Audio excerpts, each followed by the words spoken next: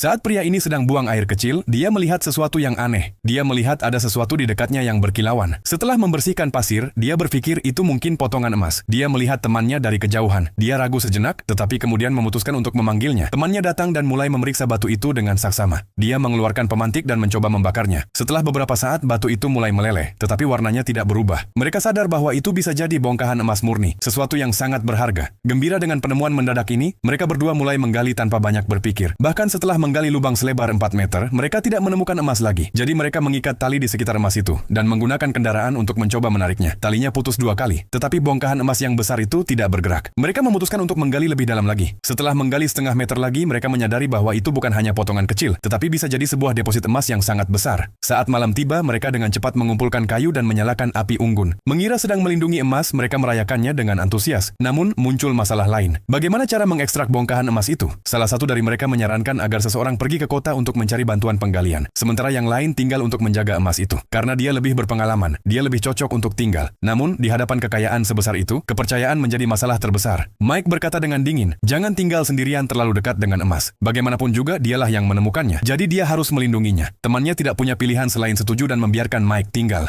Keesokan paginya, mereka berbagi makanan dan air. Temannya beralasan bahwa dia membutuhkan air untuk mendinginkan mesin mobil, jadi dia membawa hampir semuanya, hanya meninggalkan satu telepon satelit untuk Mike, dan meyakinkannya bahwa mereka akan tetap berkomunikasi. Begitu mobil itu menghilang dari pandangan, Mike menutupi emas dengan pasir, dan kemudian membungkusnya dengan kain. Keesokan harinya, saat menjelajahi area tersebut, dia menemukan reruntuhan pesawat. Itu adalah tempat perlindungan yang sempurna untuk melindunginya dari binatang buas. Namun, muncul masalah lain. Dari sana, dia tidak bisa melihat emasnya, yang membuatnya merasa tidak aman. Jadi dia membongkar beberapa bagian pesawat, menyeretnya ke lokasi emas, dan membangun tenda dari bagian-bagian tersebut. Dengan cara itu, dia bisa mengawasi emas melalui jendela kaca. Sinar matahari masuk melalui celah, dan saat dia bangun, dahinya terbakar parah. Dia mengambil batu kecil dan memecahkan sepotong emas. Potongannya sebesar semangka, tetapi dibandingkan dengan deposit emas itu, ukurannya sekecil lonceng. Saat itu juga, dia menerima panggilan dari temannya. Setelah peringatan serius darinya, dia memutuskan untuk tetap diam di tempat. Masalahnya, kulitnya sudah terbakar, dan makanan serta airnya hampir habis. Saat itu dia melihat seekor ular dari kejauhan. Dia meloncat ke arah ular itu, tetapi tidak hanya gagal menangkapnya, dia juga menumpahkan tetes terakhir airnya. Kini situasinya menjadi lebih buruk. Keesokan harinya, dia kembali ke reruntuhan pesawat untuk mencari dokumen. Tetapi tiba-tiba dia melihat seorang wanita yang sangat jelek mendekatinya. Awalnya dia ingin bersembunyi. Dia dengan hati-hati menyembunyikan potongan emas itu.